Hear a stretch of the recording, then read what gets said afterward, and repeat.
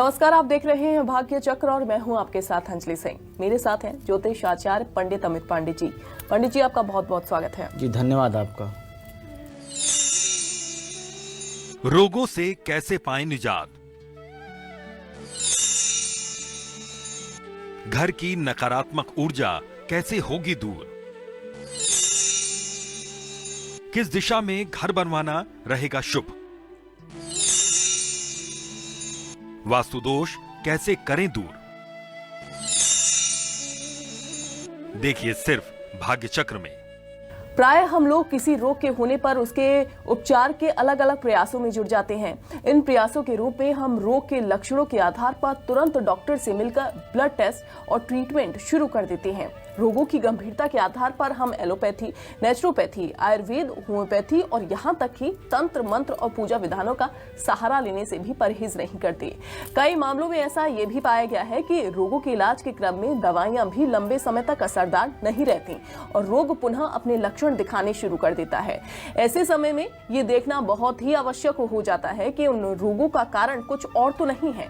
ये जानना भी जरूरी है कि खान पान में होने वाली असावधानियां, व्यायाम का अभाव या समुचित दिनचर्या के पालन में शिथिलता के अतिरिक्त वास्तु दोष भी उन रोगों के होने के अहम कारण हो सकते हैं।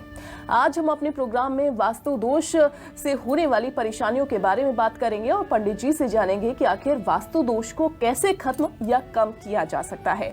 पंडित जी, प्रोग्राम की शुरुआत करते हैं और बताइए हमारे दर्शकों को, वास्तु दोष से अगर शरीर में कोई परेशानी हो रही है, लंबे समय से अगर वो दवाइयां ले रहा है लेकिन दवाइयां असर नहीं कर रही हैं, ऐसे में क्या उपाय किए जा सकते हैं? जी देखिए, वास्तु दोष किसी रोग के होने या बने रहने के लिए कारण है। क्यों कारण है? जिस प्रकार से किसी बर्तन की तली में कोई छेद है और उसमें आप ऊपर से पानी भर रहे हैं, तो निश्चित रूप से जो छेद है उसके माध्यम से वह बर्तन खाली हो जाएगा।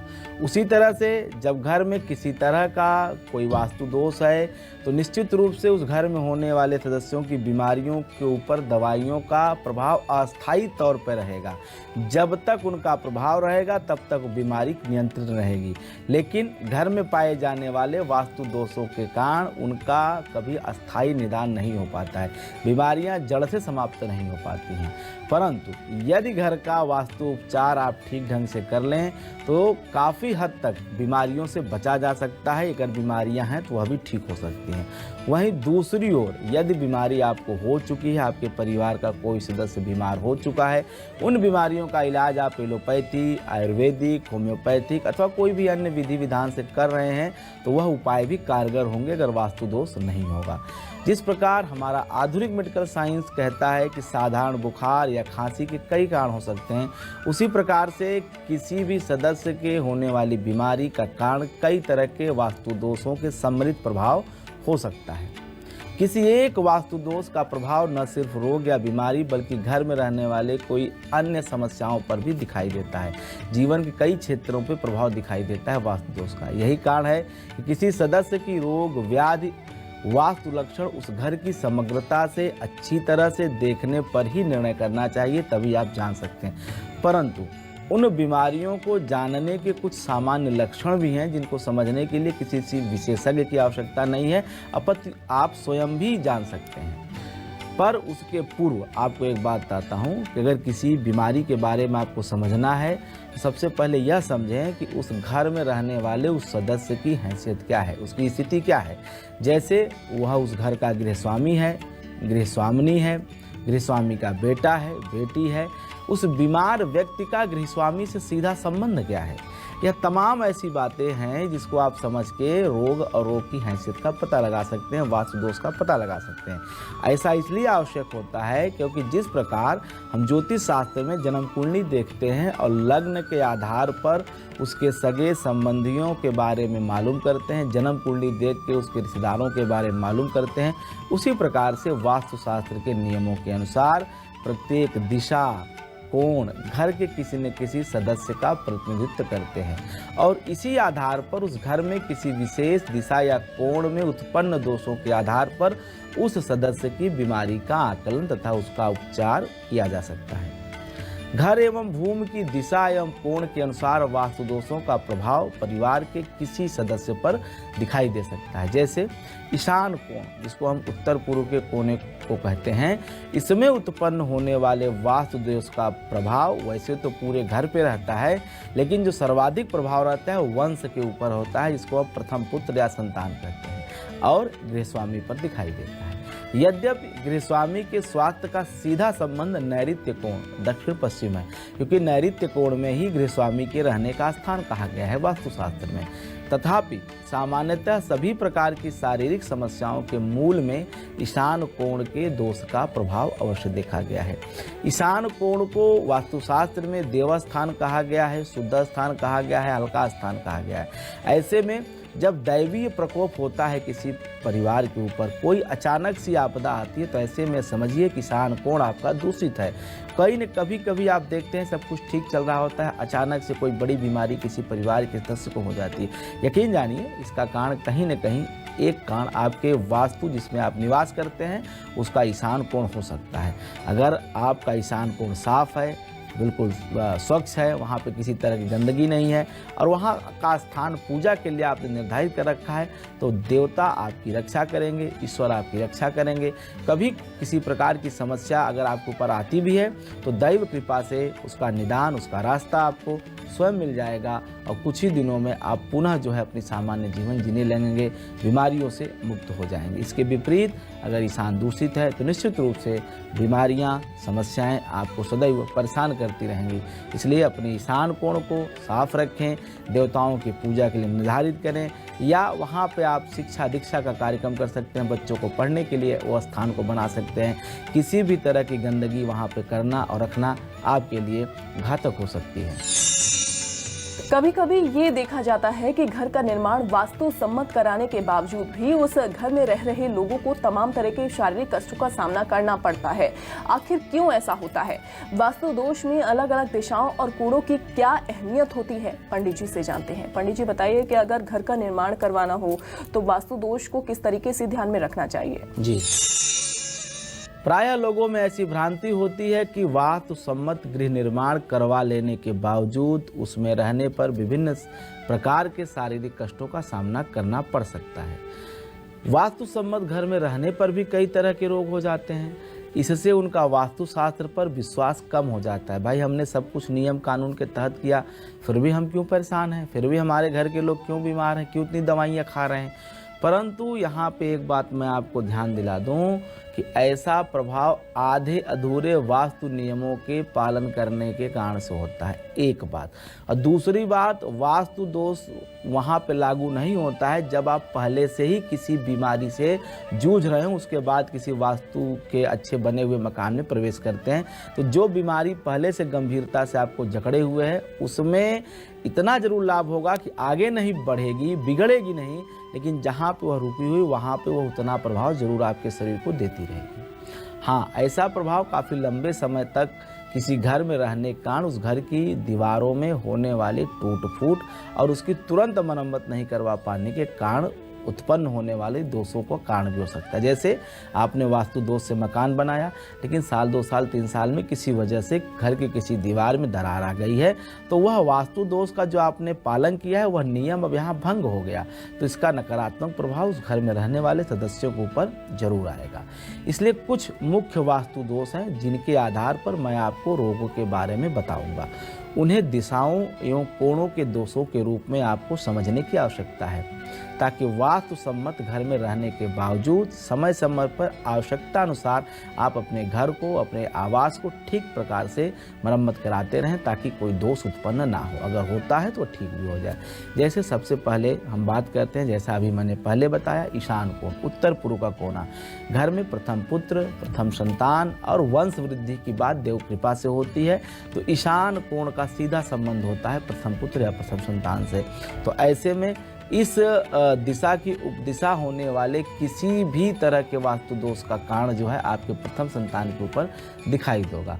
इसके अन्य प्रभावों के अलावा आपके गृहस्वामी की सेहत, प्रथम संतान की सेहत और कहीं न कहीं इसकी जो उपदिशा है, ये सीढ़ी अगर है तो कहीं न कहीं यह शारीरिक अथवा मानसिक बीमारी के संकेत देता है और उसकी संभावना बढ़ जाती है। अब बात उत्तर पूर्व के गंदगी वाली वस्तुओं की। अगर आपने उत्तर पूर्व ईशान को गंदक बना रखा है तो इसके कारण से उधर से उत्पन्न होने वाली जो सकारात्मक ऊर्जा है वह कहीं ना कहीं नकारात्मक में परिवर्तन हो जाएगा और इस तरह से उस स्थान की, उस दिशा की अशुद्धि होती है तो उसका असर आपके पूरे परिवार के ऊपर दिखाई देगा और पूरे परिवार के लोगों की सेहत के ऊपर नकारात्मक रूप से झलकेगा। उस दिशा में अगर आपने कोई टॉयलेट बना रखा है, कबाड़ इकट्ठा कर रखा है तो भी यह स्वास्थ्य पर नकारात्मक प्रभाव डालता है। अब बात करते हैं आग्नेय कोण की। आग्नेय कोण मतलब दक्षिण पूर्व कोना। वैसे तो यह शुक्र की दिशा मानी जाती है, शुक्र ग्रह से प्रभावित होता है। इस उपदिशा में होने वाले दोषों का सीधा असर घर की महिलाओं और द्वितीय संतान पर दिखाई देता है। अगर ऐसे किसी सदस्य की बीमारी का कारण आपको खोजना हो तो उस दिशा में होने वाले वास्तु दोषों को खोजें तो निश्चित रूप से आप बीमारी का कारण पता कर सकते हैं। अगर आग्नेय कोण में घर की छत को आगे आपने बढ़ा दिया है या चार दीवारी तक मिला दिया है तो कहीं न कहीं इसका परिवर्तन आपके लिए अच्छे परिणाम नहीं लाएगा, इसके दुष्परिणाम आपको देखने पड़ते हैं। उस घर की महिला की सेहत अत्यंत खराब हो सकती है, गंभीर बीमारी के रूप में परिवर्तित हो सकती है। इस दिशा में यदि पानी का स्रोत है, सीढ़ी के नीचे है तो निश्चित रूप से यह पेट और उदर विकार आपको देगा। सर्जरी की संभावना भी बढ़ जाती है। अब बात करते हैं नैऋत्य कोण की। नैऋत्य कोण दक्षिण पश्चिम के कोने को कहते हैं। यह वास्तु में गृहस्वामी का स्थान कहा जाता है। घर के मालिक के रहने का कमरा इसी कोने में बनाया जाता है। यह सबसे भारी कमरा होता है। यह हमेशा वजनदार इसको रखना चाहिए। हमेशा पहले निर्माण नैऋत्य से ही शुरू करना चाहिए, पहली दीवार नैऋत्य से ही आरंभ करनी चाहिए। नैऋत्य अगर ऊंचा होगा, नैऋत्य अगर हमेशा बढ़ा हुआ होगा, वृद्धि लिए होगा तो निश्चित रूप से मकान का निर्माण सकुशल संपन्न हो जाएगा। हाँ, इसका सीधा शारीरिक अगर प्रभाव देखा जाए तो गृह स्वामी के ऊपर शारीरिक कष्ट के रूप में दिखाई देता है अगर नैऋत्य में दोष है, नैऋत्य दूषित है, क्योंकि यह घर के मालिक के अलावा घर के तमाम और सदस्यों की अचानक से जो बीमारियां उत्पन्न होती हैं, सब कुछ ठीक रहने पर अचानक चोट लग जाए, चपेट लग जाए और दुर्घटना हो जाए तो कहीं न कहीं नैऋत्य ऐसे में दोषी समझा जाता है, नैऋत्य का दोष दिखाई देता है। इस दिशा में यदि आपने किचन बना रखा है तो उस घर की महिला के ऊपर कई तरह के प्रकोप हो सकते हैं बीमारियों के। इसलिए इस दिशा को आप बिल्कुल ठीक रखें, इसमें किसी तरह का ऐसा निर्माण न करें, सिर्फ गृह स्वामी के लिए दें और इस दोष को निवारण करने के लिए आप स्वयं अपने विवेक से या किसी वास्तुशास्त्री के निर्देश पे आप इसको दूर कर लें तो निश्चित रूप से किसी भी तरह की बीमारी का सामना नहीं करना पड़ेगा। अब बात करते हैं वायव्य कोण की। वायव्य कोण वायु का स्थान, चंद्रमा का स्थान, उत्तर पश्चिम का कोना। इस उपदिशा के कारण से किसी भी दोष का सीधा असर घर की माता या तीसरी संतान के ऊपर होता है। इसके अलावा यदि इस दिशा की छत को आगे बढ़ा दिया जाए, चहारदीवारी मिला दिया जाए तो कहीं न कहीं इस रूप का परिवर्तन बहुत ठीक नहीं होता है, कहीं न कहीं बहुत दुष्परिणामकारी होता है और इसके कारण गृहस्वामी की कष्टदायक स्थिति हो जाती है, शारीरिक कष्ट बढ़ जाता है। इस दिशा में यदि आपने किचन बना रखा है तो घर की महिलाओं को तमाम नकारात्मक प्रभाव देखने पड़ सकते हैं, उनको स्टोन और तमाम अन्य बीमारियों का सामना करना पड़ सकता है। इसलिए ये जो मैंने आपको 4 दिशाएं बताए हैं, जो इनकी दिशाओं की उपदिशा हैं, इनको आप ठीक रखें, क्लियर रखें तो निश्चित रूप से आपको किसी भी तरह की स्वास्थ्य की परेशानियों का सामना नहीं करना पड़ेगा। तो पंडित जी ने आपको बताया कि घर का निर्माण अगर आप करवा रहे हैं तो उस दौरान वास्तु दोष को किस तरीके से ध्यान में रखना चाहिए। इसके अलावा अगर शरीर में कोई परेशानी हो रही है तो उसका उपाय किस तरीके से करना चाहिए, क्या निदान किए जा सकते हैं। अब पंडित जी से जानते हैं कि वास्तु दोषों के कारण और लक्षण क्या हैं, घर की दीवारों में आई दरार क्या इशारा करती है या फिर बंद घड़ी किस तरह की परेशानी की सूचना देती है। पंडित जी, कई बार हमने ये देखा है कि घर में कई लंबे समय से घड़ियां जो हैं वो बंद पड़ी रहती हैं, क्या इशारा वो करती हैं। घर में दीवारें में जो दरारें हैं वो आ जाती हैं, वो किस बात का इशारा करती हैं। घर की दीवारों में आई दरारें उस घर के सदस्यों को होने वाली बीमारियों की ओर बहुत स्पष्ट इशारा करती हैं। अगर घर की दीवारों में किसी प्रकार की दरार उसकी दक्षिण दिशा में होती हो तो इसका असर उस घर की महिला के खराब स्वास्थ्य के रूप में झलकता है, क्योंकि दक्षिण दिशा का स्वामी मंगल और यम है। इसी तरह से अगर घर की पश्चिम दीवार में दरार आती है तो इसका असर उस घर के पुरुष सदस्यों के रोग के रूप में दिखाई देता है। ऐसा देखा गया है कि दीवारों में अस्थायी नमी के कारण उनके प्लास्टर भी उखड़ने लगते हैं। सामान्यतः लोग इसे नज़रअंदाज कर देते हैं, लेकिन ऐसा न करें, जबकि वास्तविकता यह रहती है कि गंभीर वास्तु दोष की ओर इशारा करता है। इन उखड़े प्लास्टर के अथवा दीवारों की पपड़ियों का सीधा असर घर के लोगों की खराब सेहत के रूप में दिखता है। घर में मतैक्यता हो जाती है, विरोध होता है, लड़ाइयाँ होती हैं। घर में टूटे फूटे शीशों का होना भी रोग को निमंत्रण देता है, विवाद का निमंत्रण देता है, आपसी प्रेम सौहार्द को समाप्त कर देता है। जैसा काम है, अगर घर की खिड़कियों के शीशे फूट जाएं, उनको जल्दी से आप ठीक कराएं, क्योंकि यह कहीं न कहीं जिस दिशा की दीवारों में जिस लगी हुई खिड़कियों के शीशे टूटे हैं उसका दुष्प्रभाव उस तरह से आपके किसी न किसी सदस्य को झेलना पड़ता है। इसी तरह से घर में लगी बंद घड़ी भी स्वास्थ्य संबंधी परेशानियों की ओर इशारा करती हैं। जगह की कमी हो जाए और शहरीकरण के कारण आजकल लोग अपार्टमेंट में रहने की मजबूरी में हैं, परंतु अपार्टमेंट भी बनाए गए फ्लैट एक तो हर एक फ्लैट में वास्तु के नियमों का पालन करना संभव नहीं है। वहीं दूसरी तरफ बिल्डर कम समय में फ्लैट को हैंडओवर करने की जल्दबाजी में अपनी सुविधा के अनुसार दीवार बनाने के बाद उसकी चौखट किवाड़ लगाने, दीवार के साथ ही चौखट जाम नहीं करने के कारण कुछ समय के बाद दीवारों की चौखट बीच में स्थान गैप दिखाई देने लगता है। यह एक दरार के रूप में दिखता है।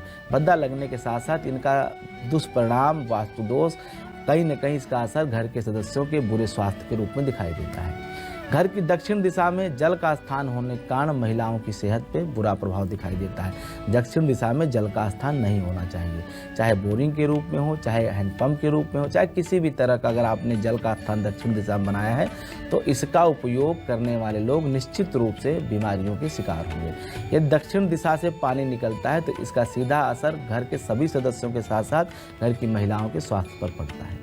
उसी तरह से अगर घर के पश्चिम दिशा में जल का स्थान हो तो इसका भी असर घर के पुरुष वर्ग के ऊपर दिखाई देता है। घर की सारी पूंजी मेडिकल बिल के भुगतान में ही चली जाती है। इसलिए जहाँ तक संभव हो जल स्रोत को दक्षिण या पश्चिम में ना रखें, उत्तर और पूर्व के कोने में रखना श्रेष्ठ होता है। विशेष करके ईशान कोने में अगर जल स्रोत है तो यह अमृत के समान कार्य करेगा। जल के स्थान का मतलब जमीन पर अंडरग्राउंड जल के स्थान से है, न कि घर के छत पर जल के जो आपने टंकी बना रहे खुद से नहीं। जहाँ से जल उद्गम स्थल है, मैं उस जल की बात करता हूँ।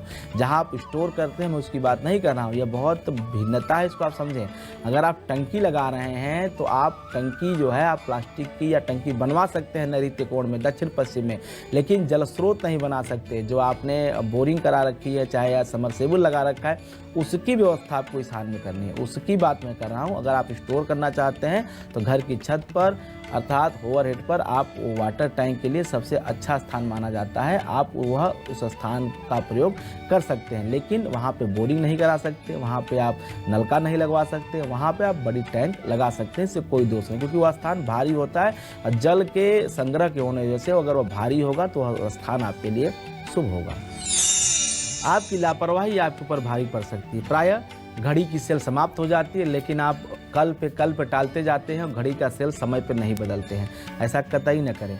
अगर आपकी घड़ी की सुइयां रुक गई हैं तो आपके जीवन की प्रगति भी रुक जाएगी, क्योंकि कहा गया है कि समय जिसके साथ है वही जीवन में तरक्की प्राप्त कर सकता है। बिना समय के सहायता के आप कुछ नहीं कर सकते। इसलिए समय को ठीक रखने के लिए, अपने भविष्य को ठीक रखने के लिए हमेशा ये ध्यान रखें कि आपके घर में कोई भी बंद घड़ी नहीं होनी चाहिए। अगर है तो वह सामने दिखाई नहीं देनी चाहिए। उसे ऐसी जगह रखें जहां आपकी दृष्टि उस पर ना पड़ती हो, मतलब कबाड़ के रूप में आप उसे रखें और वो भी जल्दी से घर से हटा दें। अगर घर में बंद घड़ी है तो निश्चित रूप से आप अपने खराब समय को बुला रहे हैं। इसलिए अगर आपकी घड़ी बंद है तो तत्काल उसका सेल बदलें। कोई दिक्कत है तो उसकी तकनीकी समस्या को दूर करें। घड़ी हमेशा चलती रहनी चाहिए। अगर घड़ी की सुइयां चल रही हैं तो आपका जीवन भी तमाम प्रावधान के बावजूद भी सही तरीके से चलता रहेगा। इतना ज़रूर करें, घड़ी हमेशा चेक करते रहें। घड़ी ठीक तो आपका जीवन भी ठीक। और चलिए पंडित जी से जानते हैं कि क्या जमीन की ढाल भी परेशानियों का कारण होती है। इसी के साथ ही क्या रंगों का उचित प्रयोग वास्तु दोष का निवारण करता है। पंडित जी बताइए। जी, रोगों के होने का एक महत्वपूर्ण कारण जो है वह यह है कि सामान्यतः लोगों की नज़रों से ओझल रहता है। वह है क्या?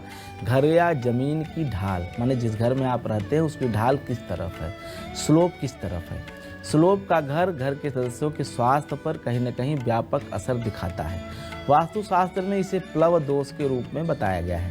जमीन की ढाल, घर के अंदर के फ्लोर की ढाल, घर के छत की ढाल, सबका अपना अलग अलग महत्व है और इसका प्रभाव रोग के कारण के रूप में दिखाई देता है। अगर घर की जमीन या छत की ढाल दक्षिण की ओर होती है तो इसका असर यकीन जाने पूरे घर के सदस्यों पर रहता है। किसी न किसी प्रकार की शारीरिक परेशानियों से सभी घर के सदस्य गुजरते हैं। उसी तरह से यदि जमीन की घर के अंदर या मतलब जो आपकी फ्लोर है अगर उसकी ढाल पश्चिम की तरफ हो तो भी यह घर के पुरुष वर्ग की तरफ और घर के तमाम और सदस्यों की तरफ शारीरिक परेशानियों के रूप में दिखाई देता है, पुष्पित होता है।